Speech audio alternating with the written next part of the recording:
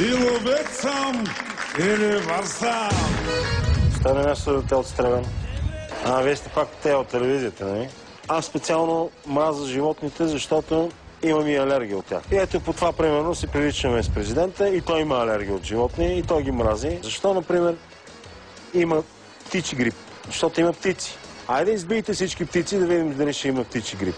Бързата пушка птичи грип лекува.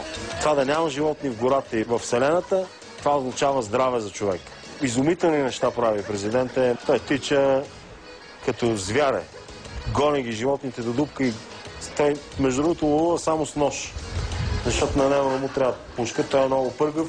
Тича в гората и се катери по дървета, скача от клон на клон. Изключително ловец. Той има животинско усещане за лова. Разбирате ли? Като хвана животно, той дори гледа да не го убива с ножа, ами гледа примерно да му изкълчи врата и така го убива с голи ръце. Човекът е дребен.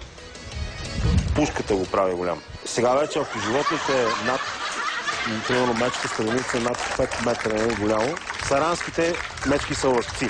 Тогава вече ползва нож. Чикейка си вади, резне му гръкляна и почва да бяга от мечката. И мечката го гони да му отмъсти, обаче губи кръв, защото Първанов е много пъргав, в белия дроб, като е промуши, и тя, когато работи ножа, всичко мълчи. Намираме морена и рисуваме с кръвта на мечката, примерно, някакви символи. Примерно, буквички рисуваме, сърп, чук. Стига толкова.